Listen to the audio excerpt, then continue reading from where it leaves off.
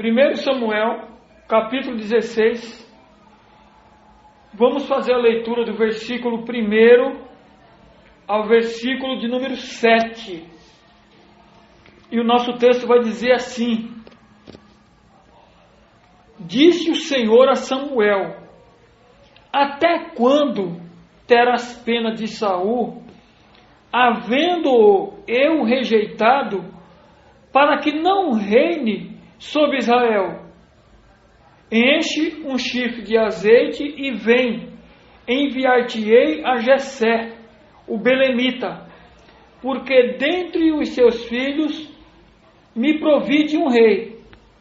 Disse Samuel: Como irei eu? Pois Saul saberá e me matará.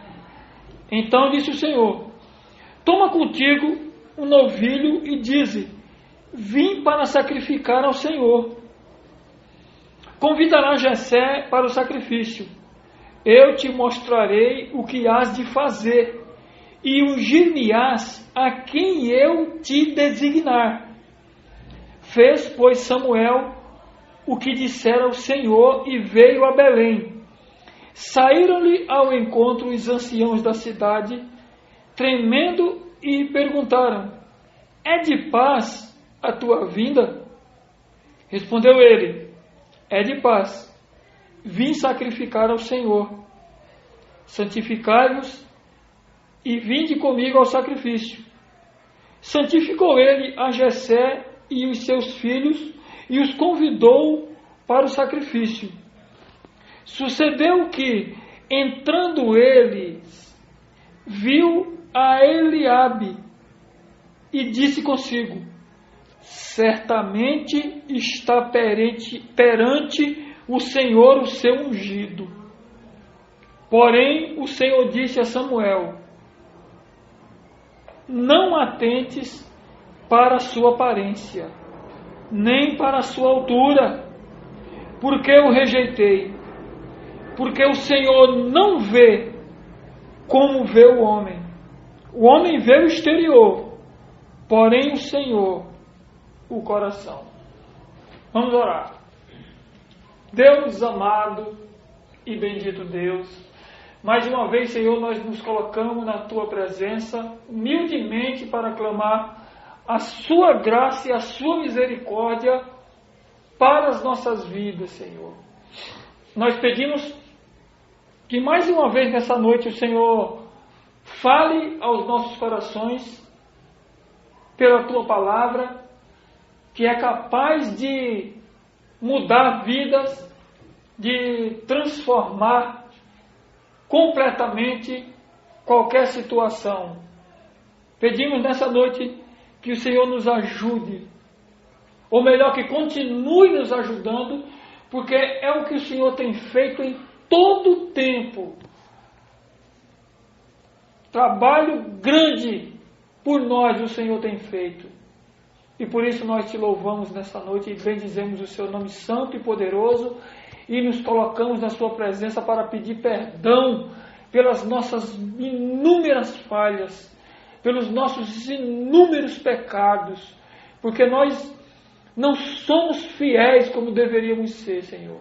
Que o Senhor tenha misericórdia de cada um de nós nessa noite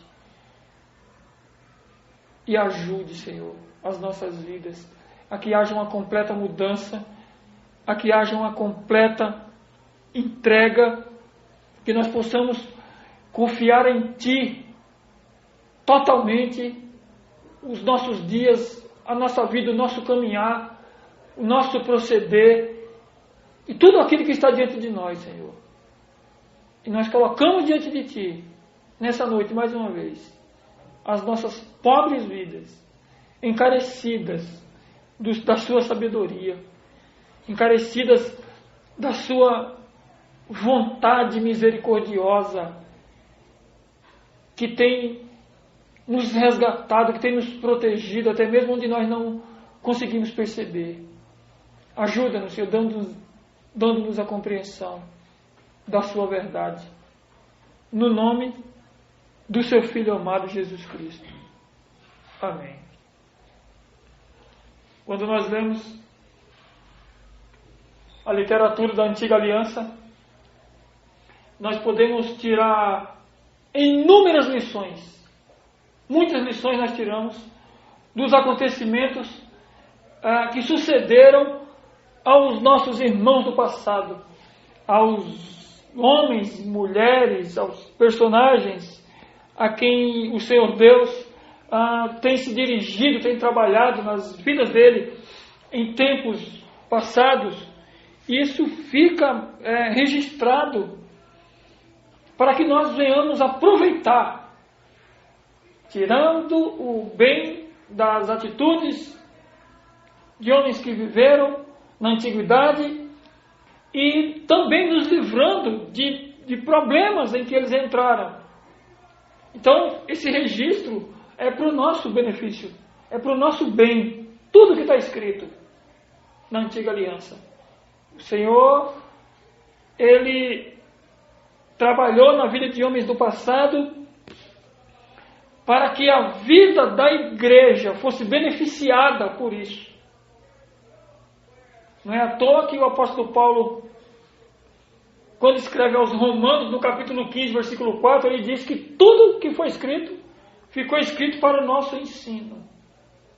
Então devemos tirar realmente proveito dessas situações. E como um trabalho bem ajustado de teologia, ele tem que vir para a praticidade dos nossos dias, para que não fique uma situação totalmente teórica, eu quero trabalhar nesses minutos aqui um olhar que nós devemos ter para os dias atuais. Um olhar que deve ser concreto, um olhar que não deve ser na aparência das coisas.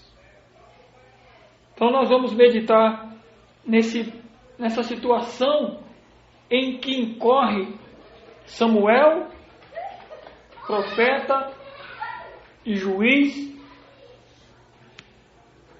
Davi, seus irmãos e um gigante que apareceu posteriormente na história, afrontando o próprio Deus de Israel e os homens que representavam o reino naquele período. Então, no auge da história, quando nós nos aproximamos do capítulo 16, nós já temos ciência de que o rei que está reinando aqui nesse momento, nesse período, é Saul.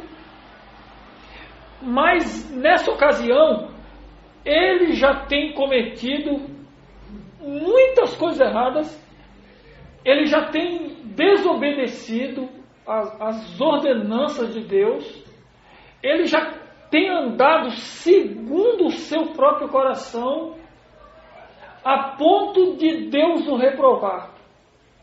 Deus não quer que ele seja mais rei sobre aquela nação, sobre aquele povo. Tanto que quando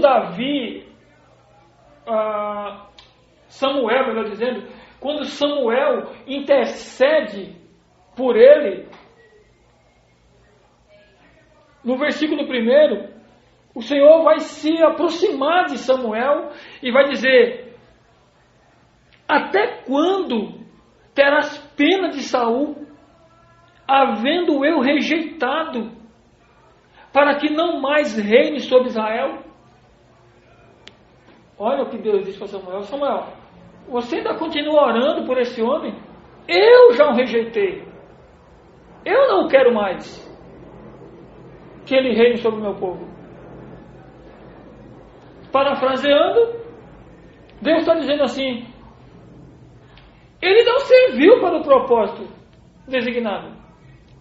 Ele não era o homem. E na realidade, ele não era uma escolha de Deus mesmo. Essa tinha sido uma escolha do povo, da nação, que observou os outros reinos com reis e também quiseram um rei. E o próprio Deus disse para Samuel, alguns capítulos anteriores a esse, colocou os termos: olha, um rei será assim. Vocês vão ter que colocar os seus filhos no exército, vão ter que se alistar, vocês vão pagar impostos, a coisa vai ser pesarosa. Mesmo assim eles aceitaram, eles quiseram ser como os demais povos. E aí, Deus, para dar-lhes uma lição, ungiu Saul como rei. Mas como ele não era o verdadeiro escolhido de Deus, ele incorreu nos seus erros e aquilo está sendo reprovado. Então, Deus diz: olha, você vai encher um chifre de azeite e eu vou enviar você a Jessé, o belemita, lá em Belém. Porque dentre os filhos dele, eu me agradei, eu me aprovi de um deles para ser o rei de Israel. Então você vai lá. E acontece dele fazer isso. E quando ele chega aonde Jessé se encontra com os seus filhos, ele já começa a perceber, ele e Samuel, que eu estou dizendo aqui. No versículo 6 aqui, ele vai dizer assim, o texto vai dizer: sucedeu que entrando eles, viu a Eliabe e disse consigo: certamente está perante o Senhor o seu ungido. Samuel, mesmo sendo homem de Deus, mas estava aqui um pouco despercebido das coisas, e olhou para a aparência. E esse é o nosso assunto hoje: olhar para a aparência. Mesmo ele sendo homem de Deus, ele caiu nessa cilada de observar apenas o que está diante dos olhos e não conseguir ver adiante, não conseguir enxergar melhor, não ter uma visão mais clara, mais nítida dos acontecimentos. Ele olha para aquele homem zarrão, deveria ser um jovem forte, já treinado, porque somente Davi, dos filhos de Jessé, não era um homem, um garoto treinado, cuidava do rebanho do pai, do pasto. Mas os seus irmãos não. Seus irmãos tinham a pretensão de viver para o trabalho no reino.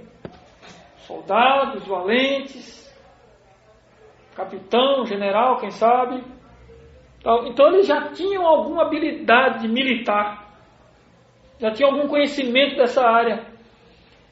E essa aparência física bonita que havia em Eliabe impressionou Samuel. E isso foi um problema sério. Quando nós nos impressionamos com aquilo que nós vemos, isso é um problema. Esse problema começou lá no Éden, quando a mulher viu que a árvore era agradável aos olhos. É o quadro que o diabo pintou para ela ver, boa para se comer e que dava entendimento. Aí ela foi, cedeu, olhou para a aparência. Então é um problema anterior a Samuel, anterior a muitas coisas geradas, um mal de se olhar para a aparência, de não se observar o interior das coisas, não se procurar o que existe internamente, mas observar a estética, a forma e não o conteúdo. Então ele diz assim, olha como é que ele é enfático, na parte B do versículo 6, certamente. Ele tem certeza. Certamente está perante o Senhor o seu ungido. Olha o que a aparência faz, o que uma boa aparência faz com que alguém, um profeta de Deus. Ele não era qualquer Samuel. Não, era um homem de Deus, Samuel. Está claro. Lembra um pouco sobre a vida dele.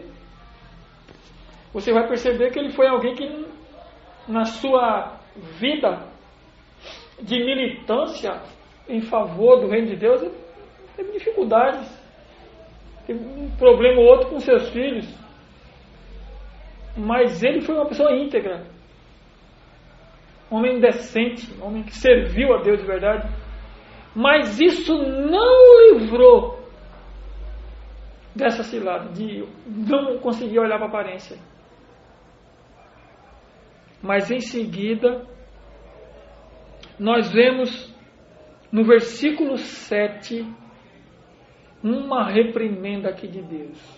E o texto vai dizer assim: porém, o Senhor disse a Samuel: não atentes para a sua aparência, nem para a sua altura, porque eu rejeitei. Porque o Senhor não vê como vê o homem.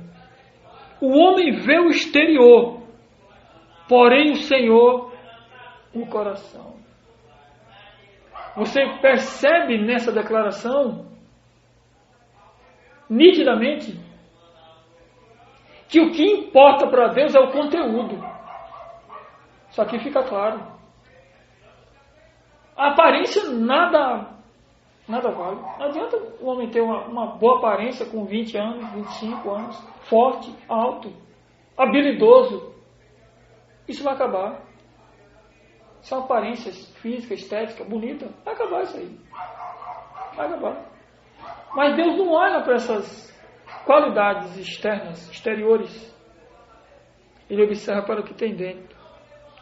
Então daqui nós já conseguimos extrair algumas lições. Imagine quantas pessoas já não caíram nessa cilada de olhar para a aparência no que tange a sua vida sentimental. Quantas moças já se iludiram por uma boa aparência de um rapaz?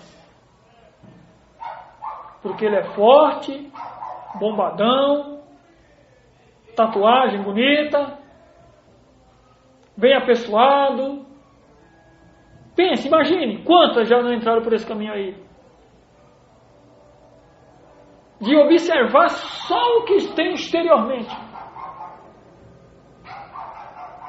Só o que está por fora, quando ela deveria observar o seu caráter, quando ela deveria observar como é a sua vida na íntegra, porque nós devemos observar as coisas concretas, as coisas que são. Devemos, quando fazemos uma avaliação de qualquer tipo de situação, procure observar o que é real. O que é real aqui? O que é verdadeiro aqui? O que é que não é aparência? O que não é uma capa? O que não é um colorido que depois eu vou descobrir coisas por trás? O que não é um fingimento? O que não é uma hipocrisia que depois vai me surpreender? Então, quando eu começo a ter essa visão mais aproximada do real, do verdadeiro, do que realmente tem significado, tem valor, eu me livro de ciladas. Imagine quantos homens, também quantos jovens, têm caído em ciladas pela beleza da mocinha. Quantos não têm observado a cinturinha fina, nariz bem pequenininho, cabelo enroladinho, ou liso, sei lá. Quanto isso não tem me iludido e enganado? Porque a pessoa, ela, quando acontece esse tipo de coisa, de ela atentar para a aparência, isso quer dizer que ela está movida pelas emoções. Porque ela não está vendo com os olhos da razão. Ela está iludida com a forma, com aquela coisa que lhe encheu os olhos. Então a razão passa longe aí. Passa longe. A decisão só pode ser desastrosa quando nós abandonamos a razão e agimos segundo a emoção. Acertadamente vai ser um desastre. Não tem para onde correr. E nós temos visto aí, na prática, o resultado de muitas dessas situações. Da pessoa que não meditou, que não pensou, que não avaliou, mas viu só a beleza externa, viu só a estética. Ela não procurou enxergar dentro o miolo da coisa. Porque até que prove o contrário, uma fruta com uma casca bem aparente não tem podridão nenhum dentro, até que você abra. Até que você comece a entrar na razão da dada situação. Em que você comece a buscar aquilo que é verdadeiro. Porque o que vai contar para as nossas vidas são as decisões que nós tomamos. Nós temos que tomar decisão constantemente durante o dia. Durante o dia você tem que tomar muitas decisões, várias, durante um dia só. Você imagina durante a vida toda. E pense quando você decide errado quando você vai casar. Quando você não observou pela razão. Você vai colher os frutos dessa decisão. Não há dúvida com relação a isso. Se eu não observo bem o terreno em que eu estou pisando, acertadamente, pode ser que eu caia num buraco, que eu pise numa mina, que me aconteça qualquer acidente, se eu não estou a par de onde eu estou circulando. E dentro desse contexto sentimental, que é uma coisa, ou pelo menos deveria ser para a vida toda, você não pode olhar para a aparência, de jeito nenhum. Então é por isso que você precisa do conselho de Deus para tomar essa decisão. Essa é a grande questão. Meu olhar é falível, mas não de Deus. Porque ele declarou aqui que ele não vê como vê o homem. Como ele não vê como eu vejo, eu prefiro tomar uma decisão embasada na decisão dele. Porque ele vê o coração. Eu não vejo o que há dentro de alguém. E quando eu digo que nós temos que buscar ver o caráter, a natureza da pessoa, como ela se comporta, isso começa com você pedindo a Deus que te mostre a decisão certa a tomar com relação ao que você vai fazer. E que você não se precipite, não olhe para a aparência bonita e diga é esse, como Samuel fez. É assim, já vou resolver agora. Não. Procure o conselho de Deus, para que você não se arrependa amanhã, para que você não chore amargamente. Porque tem coisas que existe conserto. Tem situação que nós erramos hoje, mas amanhã tem conserto. Mas tem umas que não. Tem decisões que nós tomamos que são fatais. Elas são para a vida toda. E você vai ter que caminhar com isso. Porque você não buscou o conselho de Deus. Porque você não entrou pelo caminho da razão. Porque você deixou com que os seus olhos te enganassem. Então vai ser fatal para a sua vida. Essa situação pode ser que você tenha que carregar para o resto dos seus dias. Por conta de uma má decisão. De uma atitude em que você deveria ter parado e meditado. E acreditado que Deus tinha o melhor. E não confiado nas suas hipóteses, nas suas decisões. Uma outra situação que pode também enganar muito, está relacionado ao contexto social, onde envolve as suas amizades, onde envolve a sua área de trabalho, onde envolve o contexto de sua vida secular.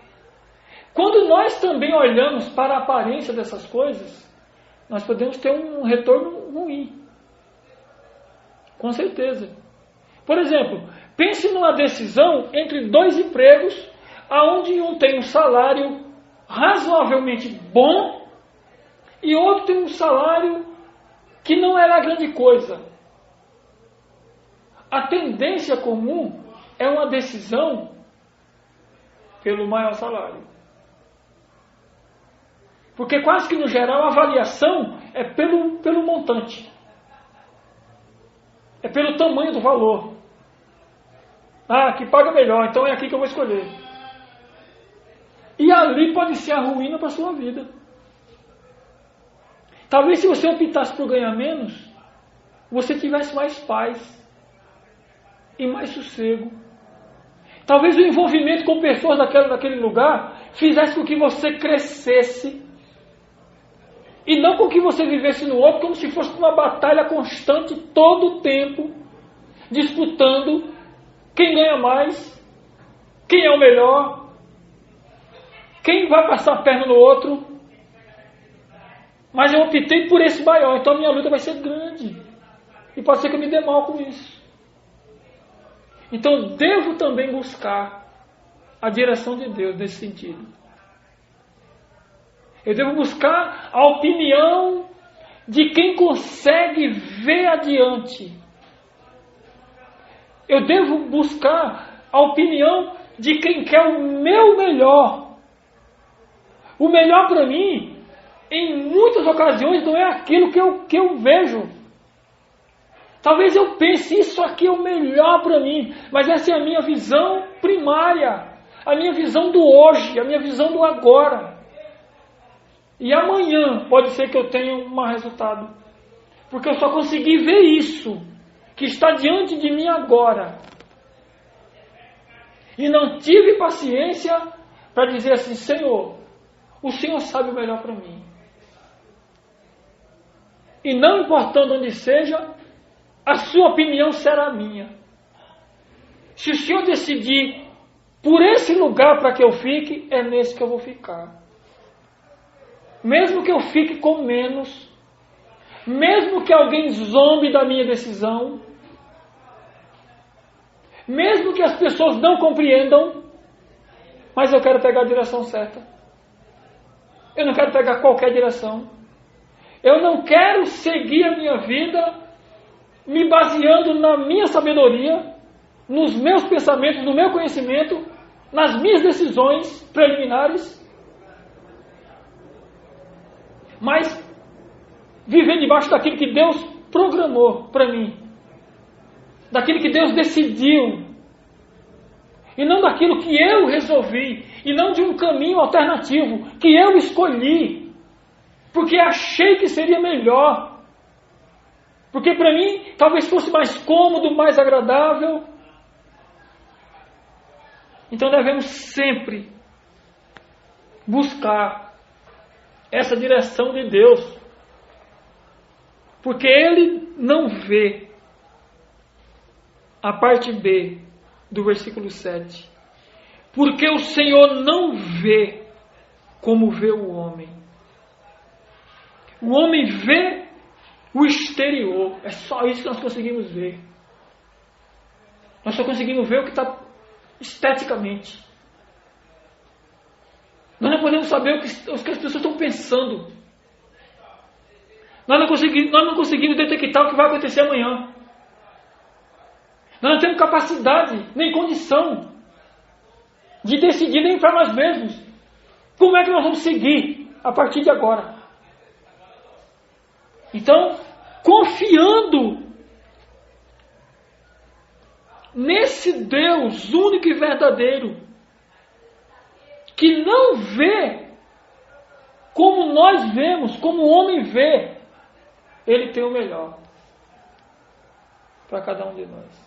Nós devemos entregar de verdade a cada dia tudo aquilo que nós vamos resolver, tudo aquilo que nós vamos decidir.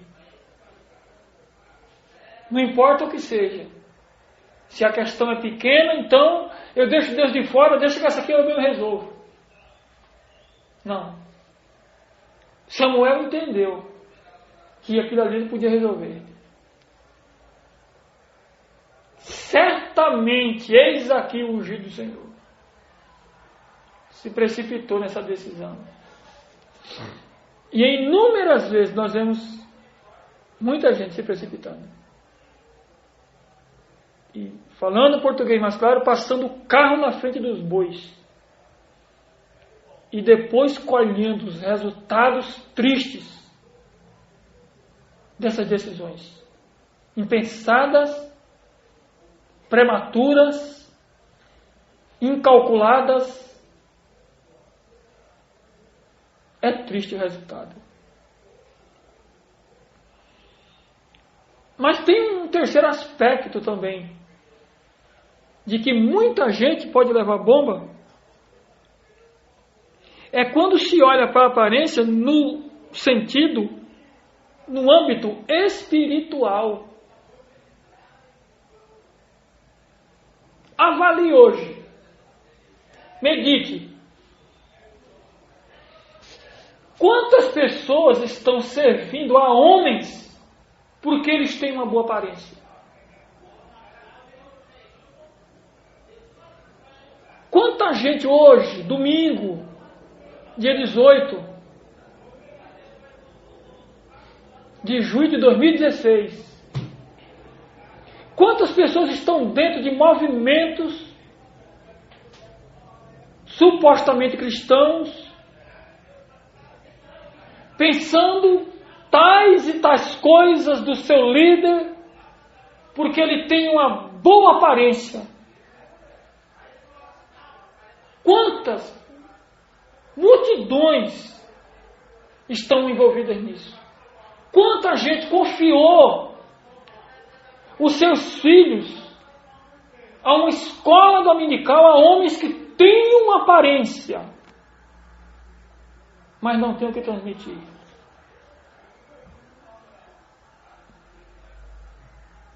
Ah, mas ele é homem de Deus, ele fala em línguas estranhas. Ele não anda de bermuda, anda com terno bonito.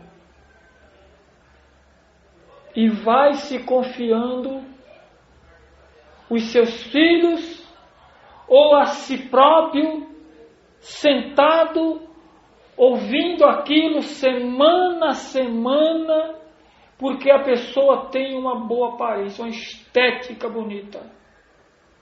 E de repente até um blá blá blá que convence. Mas que muito disso é aparência.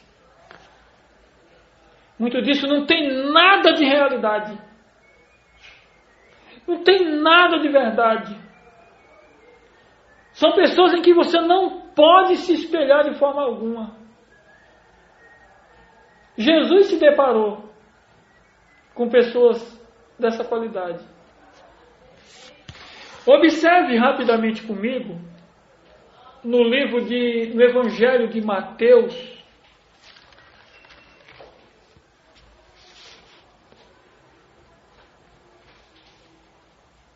capítulo de número 23, aonde Jesus faz uma censura aos escribas e os fariseus. Mateus capítulo 23, eu vou ler alguns versículos aqui, para que fique mais claro. E o texto vai dizer assim: então falou Jesus às multidões e aos seus discípulos. Olha o lembrete. Falou às multidões e aos seus discípulos. Na cadeira de Moisés se assentaram os escribas e os fariseus. Fazei e guardai, pois tudo quanto eles vos disserem, porém não os imiteis nas suas obras, porque dizem e não fazem. Olha, aqui eles tinham até uma boa aparência, viu? E falavam até o que é certo aqui, porque Jesus está confirmando. Olha, faça o que eles estão dizendo, mas não os imitem. Não tenham eles como modelos para vocês. Porque eles dizem, mas eles não fazem. Ou seja, existe uma farsa religiosa nesses homens. Eles têm uma boa aparência de piedade, mas são mentirosos. E ele continua no versículo 4. Atam fardos pesados e difíceis de carregar, e os põem sobre os ombros dos homens. Entretanto, eles mesmos nem com um dedo querem movê-los. Mas eles tinham uma boa aparência. Mas eles eram os grandes líderes judaicos.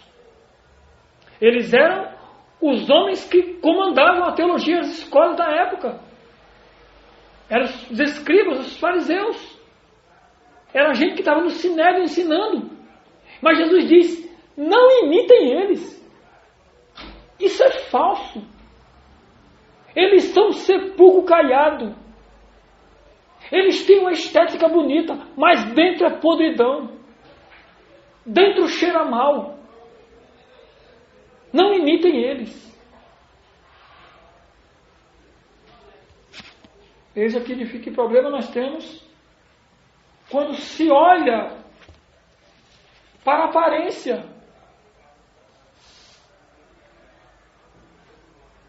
Então nós temos que ter um conselho de Deus para as nossas vidas.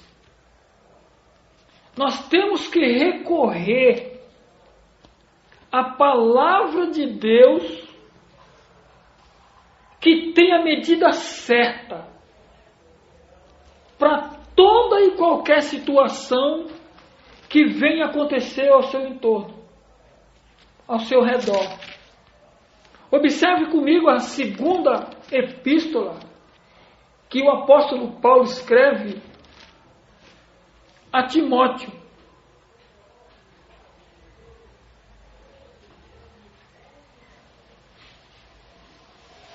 Capítulo 3 e versículo 16. O apóstolo Paulo vai dizer assim: toda a escritura é inspirada por Deus e útil para o ensino, para a repreensão, para a correção e para a educação na justiça. O que é que precisamos mais? De que conselhos precisamos mais? Se nós temos todos eles da palavra de Deus. Se a palavra de Deus é apta, é preparada para tirar suas dúvidas. Nós não precisamos de conselho de terceiros. Não precisamos observar a aparência das coisas, isso não interessa. Elas têm coisas que até têm uma aparência boa mesmo, mas são enganosas. Salomão disse que há caminhos que para o homem parecem bons, mas ao cabo são caminhos de morte. Nem tudo que reluz é ouro. Então nós temos a palavra de Deus como conselho sábio, para não agirmos precipitadamente segundo as nossas vontades e o nosso querer. Porque as nossas vontades, os nossos quereres, acertadamente, são errôneos. A nossa vontade é uma vontade humana, natural, e com certeza não tomaremos as decisões corretas se não tivermos o conselho de Deus. Se andarmos somente por aparência. É um ditado mundano que as pessoas dizem que as aparências enganam, mas é real. É verdade. Em muitas aparências tem enganado muita gente. Eu tenho observado particularmente quantas pessoas sofrem hoje por não terem recebido, acolhido o conselho de Deus para as suas vidas e terem observado a boa aparência disso ou daquilo e hoje estarem pagando um preço altíssimo. Porque não ouviram conselho de pessoas que chegaram primeiro. De pessoas que têm mais experiência e que podem dar um conselho, sabe, um conselho bíblico. Um conselho que direciona para a verdade. Mas não, ninguém se meta na minha vida.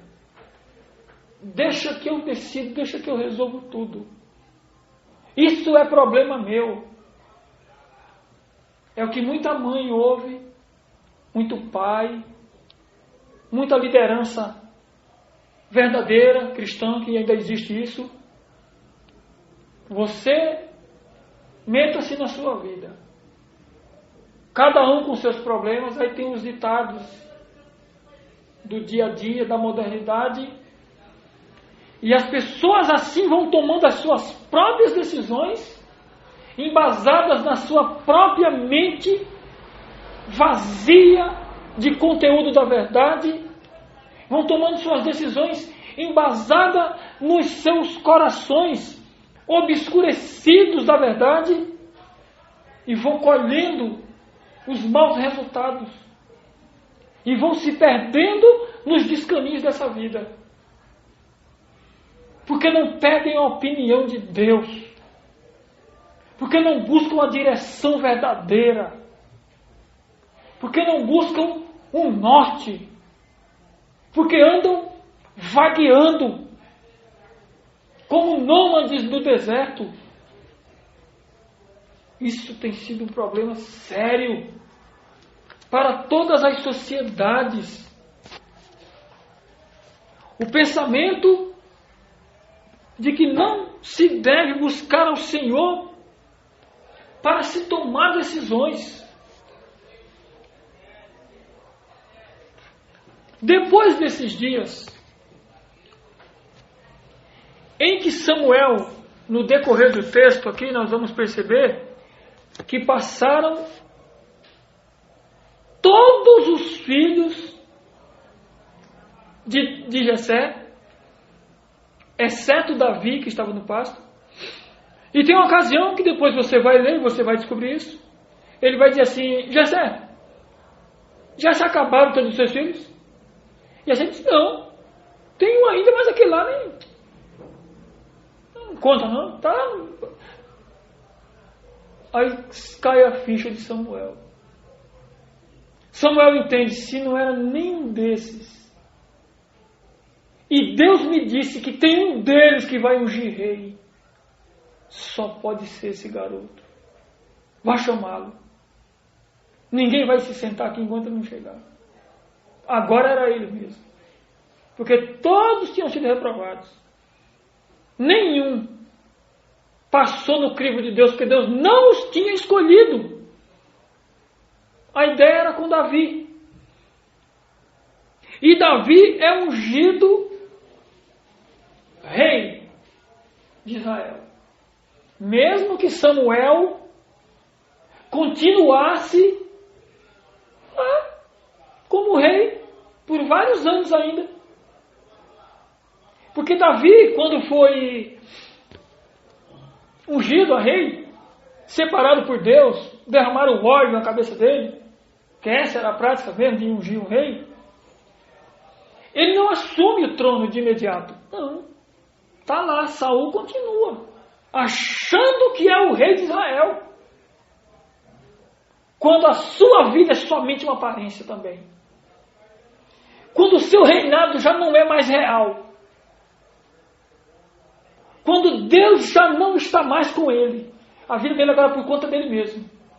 E ele vai levando até que é provado. Até que ele é confrontado por um gigante. E aí no capítulo 17, nós vamos começar o desafio de um gigante desafiando Deus de Israel. E tinha que existir homem em Israel para defender a verdade de Deus, defender ao Senhor, lutar com a sua vida ali, provar. Mas aí é onde fica provado que a vida de Saul era uma vida só de aparência. E às vezes isso não acontece só com os malfeitores. Isso às vezes acontece com a gente também, com cada um de nós também. Às vezes nós não nos damos conta de que a nossa vida está sendo uma aparência, até que Deus nos desmascare. Às vezes nós estamos pensando que estamos sendo uma bênção. E não é na maldade, nós estamos enganados, vivendo também de aparência. Até que Deus chegue, tire a máscara, Ele mesmo tire e mostre, e revele, como aconteceu com Saul. E Saul estava devendo mesmo, e já tinha consciência disso. E aí o gigante começa a desafiar, começa a cruzar nas fileiras e dizer assim: não tem homem em Israel que possa me enfrentar? Era um desafio. E era o rei que tinha que se prontificar, ir lá e lutar em prol do reino e em prol do nome de Deus. Mas ele tinha pecado. Ele se amedrontou. E aí, com medo, porque o medo também isola a razão, ele começou a olhar para onde? Para a aparência. Aí o camarada era muito grande. Aí vamos olhar para a aparência. Ele tremeu diante do gigante. Ele se amedrontou diante da estatura do homem. Porque ele não observou, ele não estava na hora. Quando Samuel disse: não atente para a sua altura, e nem para a sua aparência. Ele não ouviu isso. Ele não ouviu e não entendeu que não se deve olhar para a aparência. Mas como ele estava envolvido pelo medo e pelo pecado, ele olhou para a aparência e tremeu. E aí quem começa a surgir no cenário da história é Davi. Davi, depois que Samuel ungiu, o Espírito de Deus se apoderou dele, de Davi. Veja o versículo 13 do capítulo 16. O texto vai dizer assim: tomou Samuel o chifre de azeite e o ungiu no meio de seus irmãos. E daquele dia em diante, o Espírito do Senhor se apossou de Davi. Então Samuel se levantou e foi para Ramá. A partir daquela hora, Davi tinha o aval de Deus. Ele já tinha anteriormente, porque Deus já agia na vida dele.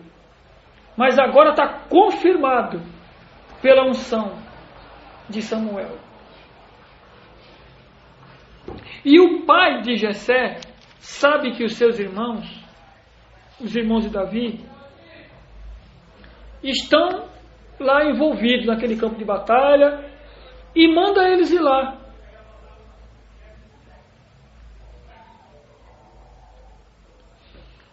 Quando ele chega lá, a partir do versículo 24, veja o que o texto diz.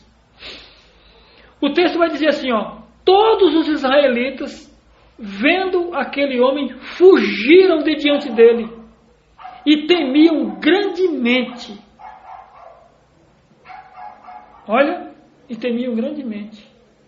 25. E diziam uns aos outros: vistes aquele homem que subiu? Pois subiu para afrontar Israel. Aí olha só que interessante aqui. A quem o matar, o rei cumulará de grandes riquezas e lhe dará por mulher a filha, e a casa de seu pai isentará de impostos em Israel. Davi ficou sabendo disso e se interessou. Davi se interessou. Então agora tem uns fatos históricos aqui interessantes. Davi não tinha nada com a família real. Ele era mais um da tribo de Judá, da família de Jessé. Mas o que é que ele tinha a ver com a família real? Nada. Mas Deus usou as suas maneiras, os seus métodos, para colocar ele na família imperial. Percebe? Olha só. Saul, como estava amedrontado, disse assim: olha, quem venceu o gigante, eu vou acumular de muitos bens, muitas riquezas, vou dar minha filha para se casar com o tal campeão, e ainda a casa do seu pai vai ser isenta de impostos. Puxa vida, olha que legal. Então o versículo 26 vai dizer assim: então falou Davi aos homens que estavam consigo, dizendo: que farão? Davi perguntando: que farão aquele homem que ferir a este filisteu e tirar a afronta de sobre Israel? Parafraseando, Davi diz assim: escuta, o que é que eu vou ganhar quando eu for lá e arrebentar com aquele gigante que está querendo desafiar Deus? Essa é a ideia de Davi. E continua assim: quem é, pois, esse incircunciso filisteu para afrontar os exércitos do Deus vivo? Era isso que Davi queria. O que eu vou ganhar quando eu for lá e quebrar ele? Por quê?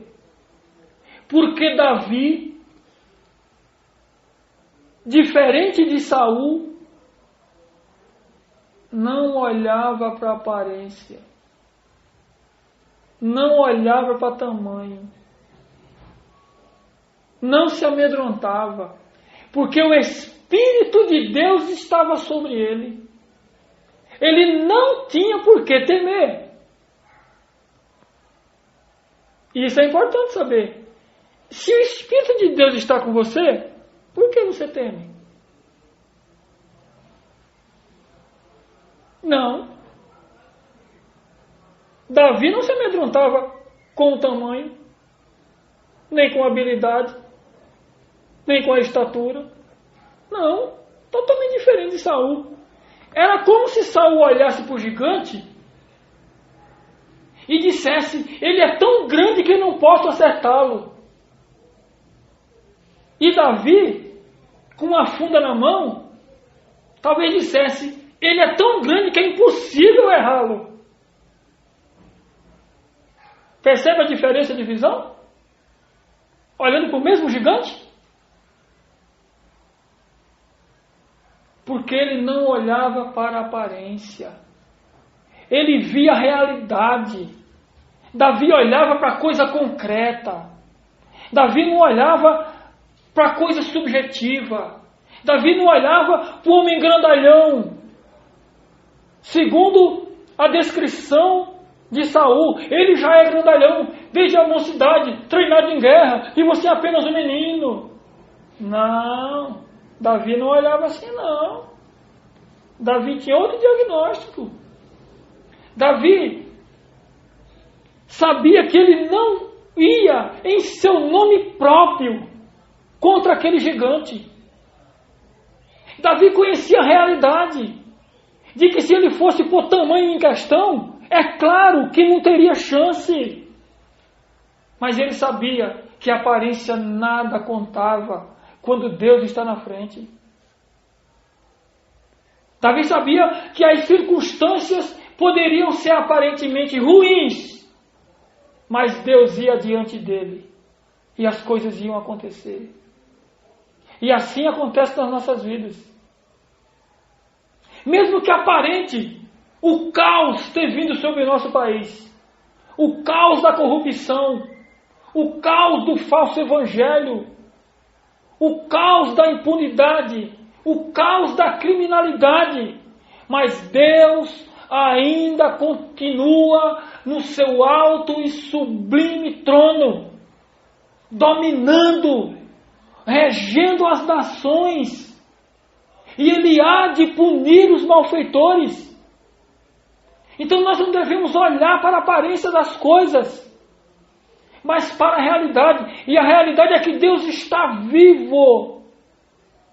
É que Deus está pelejando por nós a todo e qualquer momento. E nós é que precisamos conseguir enxergar essa realidade. E não nos deixarmos iludir pela aparência das coisas. Vivendo num mundo em que aparentemente o mal está dominando, mas Deus domina sobre todas as coisas. Então a aparência não deve nos desanimar. O tamanho dos problemas não deve nos abater. A circunstância não deve nos fazer querer recuar. E não importa se tem gigantes afrontando. Não interessa isso. O que importa é a realidade. Se Deus é por nós, quem será contra nós? Ele já tem nos socorrido. E é o que Davi vai lembrar.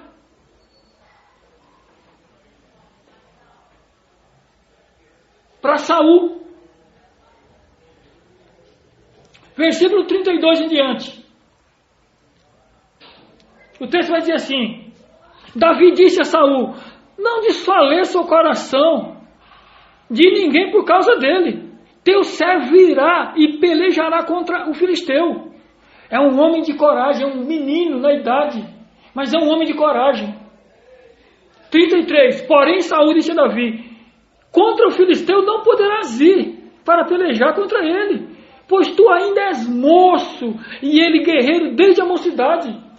Olhar para a aparência, olhar para as circunstâncias, o olhar para a preparação humana. Aquele homem gigante era preparado com a preparação dos homens. Davi estava sendo preparado por Deus. É totalmente diferente. Quando alguém vem para cima de você, em nome da sabedoria humana, em nome do poderio, e você retorna para ele em nome do Deus, dos exércitos de Israel. É diferente. 34. Respondeu Davi a Saul: teu servo apacentava as ovelhas de seu pai, quando veio um leão ou um urso e tomou um cordeiro do rebanho. Eu saí após ele e o feri, e livrei o cordeiro da sua boca. Levantando-se contra mim, agarrei-o pela barba e o feri e o matei. O teu servo matou tanto o leão como o urso. Este incircunciso filisteu será um deles, porquanto afrontou os exércitos dos Deus vivos. Olha a coragem e a audácia de um jovem que tinha aproximadamente uns 17 anos de idade, mas que tinha Deus na vida dele. Essa era a grande diferença. O olhar concreto de Davi para as coisas. Davi não era de contar vantagem. Até então ele não tinha contado esses feitos para ninguém, mas deixou para contar no momento certo. E ele disse assim: do jeito que Deus foi comigo para vencer o urso e o leão, ele vencerá por mim o gigante. Ele batalhará por mim. E essa deve ser a nossa atitude. Essa deve ser a nossa visão das coisas no mundo. De que as aparências podem estar aí externas, tentando nos oprimir, tentando nos afundar, tentando nos diminuir, tentando mostrar que nós não somos nada e menores. Mas nós somos servos do Deus dos exércitos de Israel. E com Ele está a força. E nós estamos com Ele. Vamos orar. Deus amado e bendito Pai, mais uma vez nós lhe agradecemos, Senhor, por estar nos fortalecendo, para que continuemos a nossa árdua batalha contra os gigantes que têm se levantado, que têm afrontado o seu nome com mentiras, com heresias acerca da fé, com corrupção dentro desses governos. Mas nós estamos aqui para, no teu nome, falar contra todas essas atrocidades e animar a tua igreja. Ajuda-nos, Senhor. Nos fortalece, que nós possamos ter um novo ânimo e que possamos nos levantar verdadeiramente no seu nome e ser mesmo mais do que vencedores por aquele que nos amou. Ajuda, Pai, as nossas vidas. Nos fortalece com o seu poder, porque somente em Ti nós esperamos e podemos confiar. Essa é a nossa oração. No nome do Seu Filho amado Jesus Cristo. Amém.